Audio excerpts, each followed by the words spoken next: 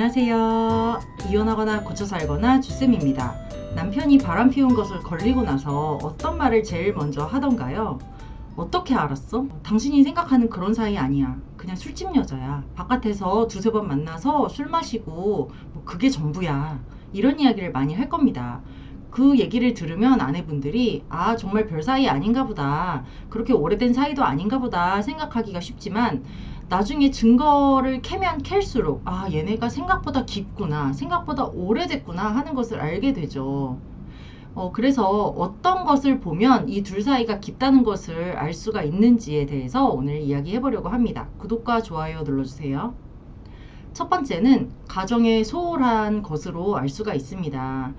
언제부터인가 집에 오면은 동태눈깔이 되어가지고 다 귀찮아하고 피곤하다고만 하고 소파랑 혼연일체가 돼가지고 맨날 폰만 쳐다보고 애들이랑 잘 놀아주던 사람들이 애들까지도 귀찮아하고 특히 주말 부부라면 일주일에 한 번씩 따박따박 올라와서 금요일부터 일요일까지 있던 사람이 언제부턴가 토요일에 올라와서 하룻밤 자고 일요일에 내려가고 그것도 2주에 한 번, 3주에 한 번, 나중에는 한 달에 한 번 와서 얼굴 도장만 찍고 가고 막 이렇게 돼요. 그러면 이 사람이 무슨 일이 생겼나? 왜 저렇게 요즘 이상하지? 하면서 남편의 외도를 처음 이제 눈치채게 됩니다.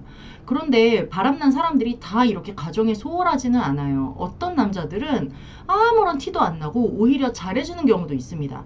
밖에 나가서 상간녀랑 즐거우니까 룰루랄라 집에서도 막 콧노래를 부르면서 더 열심히 봉사하고 또 자기가 밖에 나가서 상간녀랑 하고 다니는 짓이 있으니까 그 죄책감을 상쇄하려고 자기가 나쁜 놈 되기 싫으니까 더 가정에 정성을 기울이는 놈들도 있어요. 이런 남편을 둔 분들은 5년이 되고 6년이 돼도 오래된 불륜도 눈치채지 못하고 시간이 흘러가 버리는 경우가 많습니다. 어떤 경우에 이렇게 가정에 소홀해지고 특별히 티나게 행동을 하냐면 불륜이 시작된 지 한 3개월, 4개월 정도 되었을 때, 연애 감정이 최고조에 이르렀을 때, 가정에 소홀하고 동태눈깔이 되어서 와이프를 못 잡아먹어 안달이 되는 그런 양상을 보이더라는 거예요. 이렇게 갑자기 남편이 소홀해지고 이상해졌다면, 급격하게 시비를 걸고 트집을 잡고 집을 자꾸 나가려고 하고 이런다면 아 얘네가 되게 깊어졌구나. 지금 만난 지 한 3, 4개월밖에 안 됐는데 연애 감정이 최고조에 이르렀구나 라고 생각하면 정확할 겁니다. 두 번째는 여행을 다니거나 집에 드나드는 것으로 알 수가 있습니다. 우리도 연애했을 때를 생각을 해보면요. 이 남녀간의 여행이라는 게 굉장히 특별한 거죠. 둘이 시간을 맞춰내서 돈을 들여서 시간을 들여가지고 아주 먼 곳으로 서로를 믿고 여행을 떠나는 거잖아요. 그래서 그 여행이라는 경험 자체가 너무너무 특별한 게 됩니다. 특히 이 불륜은 어디를 돌아다니든 누가 나를 알아볼 것 같고 떳떳하지 못하고 손잡고 팔짱 끼고 하는 게 굉장히 이제 두려워 온 게 사실인데 먼 해외나 먼 지역으로 여행을 떠났다 그러면 거기서는 마음껏 부부 행세를 하면서 막 물고 빨고 할 수가 있는 거죠. 그러니까 여행을 떠나면 스킨십도 더 진해지고 특히 여행을 뭐 당일치기로 갔다 오기보다는 몇 박 며칠로 가게 되잖아요. 그러니까 몇 박 며칠 동안 호텔방 잡아놓고서는 거기서 신접살림 차린 듯이 지들끼리 신혼부부 그 느낌을 내면서 커플 티셔츠도 입고 커플템 착용도 하고 둘이 뭐 당당하게 사진도 찍고 하면서 그 신혼의 느낌을 내면서 아주 깊어지게 됩니다. 그리고 서로의 집에 드나든다는 것도 굉장히 깊다는 증거입니다. 특히 주말 부부의 경우에 이런 경우가 많고 혼자 사는 여자, 이혼녀거나 미혼녀인 경우에 여자 집에 드나드는 경우가 굉장히 많죠. 이런 경우에는 이 상간녀들이 자기가 뭐라도 되는 양, 자기가 뭐 대단한 희생을 하는 양, 자기가 본처보다 우위에 있는 양 생각을 해가지고 이렇게 이야기하기도 합니다. 조강지처한테요. 네가 남편한테 하는 게 뭐가 있냐. 내가 네 남편 밥 해주고 빨래하고 섹스해주고 내가 너보다 네 남편에 대해서 더 잘 알아. 이렇게 얘기하는 뻔뻔한 상간녀도 있어요. 그리고 왜 자꾸 내 남편 만나냐라고 따졌을 때, 야, 네 남편이 자꾸 우리 집에 오는데 나보고 어떡해. 그럼 뭐, 오는데 내가 문전박대하리? 막 이러면서, 야, 네 남편 오는 거 나도 싫어. 네 남편 네가 좀 데려가라. 막 이러는 경우도 있습니다. 이렇게 뻔뻔해진다는 거예요. 이렇게 이야기하는 상간녀는 정말 떨어질 생각도 없고 그냥 이 가정 파탄내가지고 내가 저 남자 차지하고 싶다 이 생각이 되게 강한 상간녀인 거죠. 이렇게 서로의 집에 드나드는 거, 여행 다니는 거 이런 경우에는 정말 사이가 깊다고 볼 수가 있습니다. 그리고 세 번째는 돈을 많이 쓰는 걸로 알 수가 있습니다. 흔히 하는 얘기가 남자들은 마음 가는데 돈 쓰고 시간 쓴다 이런 얘기를 많이 하는데요. 진짜 그래요. 특히 남자들이 뭐 핏줄, 혈육 이런 거 굉장히 중요시할 것 같지만 생각보다 그렇지 않습니다.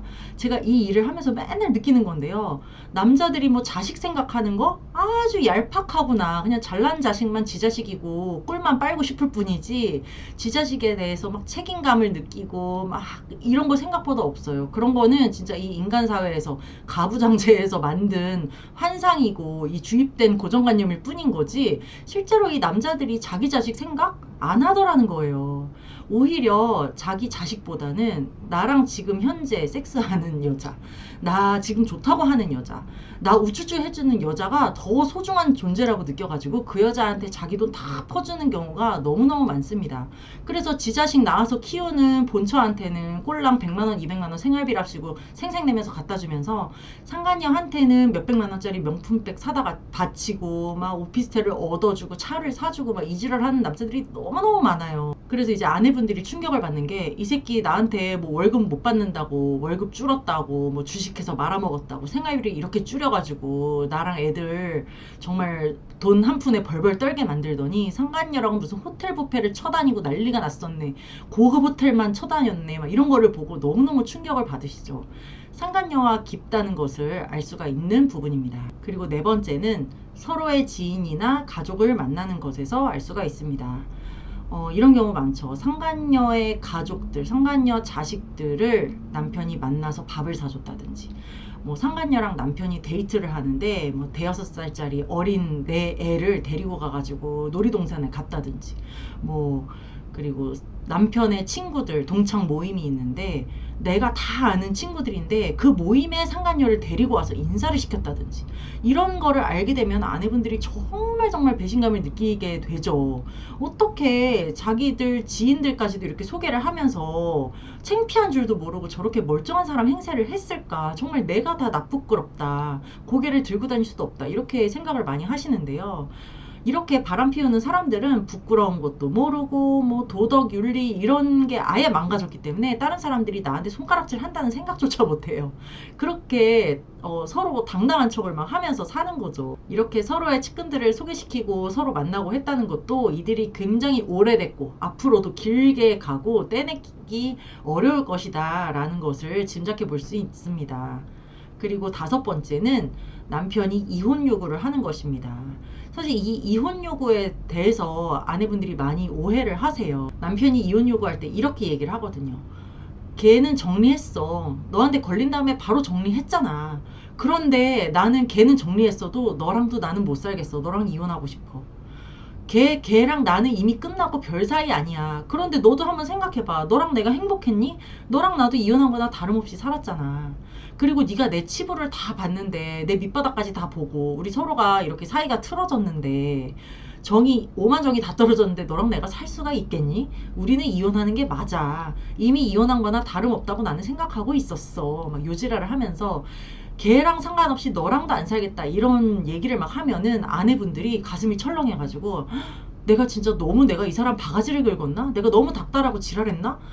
내가 그냥 냅둘 걸 그랬나? 상간녀 소송하지 말 걸 그랬나? 모른 척하고 냅뒀으면 그냥 그녀는 끝나는 거였는데 그년이 끝나도 나한테도 정 떨어졌다고 하니까 내가 할 말이 없네 막 이렇게 돼버려요. 그래서 오해를 하는 게 이 사람이 정말 나한테 정이 떨어져서 이혼하자고 하는 것 같아요 라는 말씀을 많이 하시는데요. 절대 아닙니다. 이 바람 피웠던 남편이 이혼 요구를 한다는 거는 나한테 정이 떨어져서가 아니라 아직 상간녀랑 덜 떨어졌기 때문이거든요. 말로는 정리했다고 하지만 실제로 정리했는지 어쨌는지 알 수가 없는 일이고요. 뭐 당장은 진짜 정리하고 서로 안 보고 지낼 수 있겠죠. 하지만 헤어지면서 여지를 두고 떠났겠지. 나중에 뭐 연락하자든지 뭐 상황을 정리하면 연락을 주겠다든지 일단 개소리를 하면서 여지를 주면서 헤어졌기 때문에 내가 빨리 가정을 정리하고 저 여자를 가서 붙들어야 되는 그런 마음이 생겨가지고 막 다급하게 이혼 요구를 하는 거예요. 말도 안 되는 개소리를 하면서. 그래서 바람 피웠던 남편이 그녀는 정리했는데 나한테도 이혼 요구를 한다? 그렇다면 내가 붙잡아야지, 내가 좀 잘해줘야지 이렇게 생각하기보다는 아직 전현이랑 안 떨어졌구나, 그만큼 깊은 사이구나, 내가 이 정도로 해가지고 이것들이 떨어지지 않는구나, 이렇게 생각을 하고 더 떼내는 데 노력을 하셔야 됩니다. 이렇게 둘의 사이가 깊다고 해서, 오래됐다고 해서, 앞으로도 오래 갈 것 같다고 해가지고 우리가 지레 겁먹고 포기해서는 안 되겠죠. 지들의 사랑이 얼마나 소중하고 큰지는 모르겠지만 그 사랑이라는 감정 우리가 뭐 안 해봤나? 꼴랑 해봐야 2, 3년 가면은 시들시들해지고 별거 없어요. 지들이 몰래 붙어 먹을 때나 재미있었지. 지들 같이 살아봐. 그럼 재밌나? 해보라고 해요. 그런데 우리는 가정을 먼저 지키고 싶고 내 새끼한테 이 소중한 엄마, 아빠의 자리 다 있는 가정을 물려주고 싶고 결핍이 없게 키우고 싶은 마음이 우린 굉장히 강하잖아요. 그러니까 가정을 지키려는 노력을 해볼 만큼 다 해보고, 그래도 내가 도저히 안 되겠다, 내가 시간이 지나니까 가정이고 뭐고 내가 저 새끼 없으면 내가 더 잘 살 수 있을 것 같다, 나 혼자 제정신 차려가지고 애들 키우는 게 더 잘 될 수 있을 것 같다든지, 이렇게 해 나가면서, 가정을 지키려는 노력을 해 나가면서 우리가 또 생각이 바뀌면 그때 가서 이혼을 하면 되지, 막 쟤네들이 너무 깊은 것 같아, 너무 오래된 것 같아, 이미 너무 늦은 것 같아 생각을 해가지고 내가 아직 마음 정리도 안 됐고 아직 남편이 필요한데도 겁먹어서 이거를 놓아버리지는 않으셨으면 좋겠어요. 우리는 우리의 필요만 생각하면 됩니다. 내가 아직 남편이 필요하다면 그 필요한 거를 붙잡는 노력을 해야 되겠죠. 그래서 상간녀를 치고 상간녀를 떼내려는 노력을 내가 해야 되는 겁니다. 저것들 가만히 놔둔다고 해가지고 뭐 떨어질까? 절대 안 떨어져요. 더 오기가 생겨가지고 안 떨어지거든요. 그러니까 내가 나서가지고 저것들 응징하고 떼내고 가정을 회복하는 노력을 해볼 만큼 해보고, 그래도 안 되면 이혼해도 늦지 않다는 거죠. 네, 오늘은 여기까지 하고요. 이거나 보거나 카페에 들어오시면 제가 쓴 칼럼도 있고 다른 분들의 사연도 있으니까요. 이거나 보거나 카페로 들어오시기 바랍니다. 여러분 안녕. 다음 시간에 또 만나요.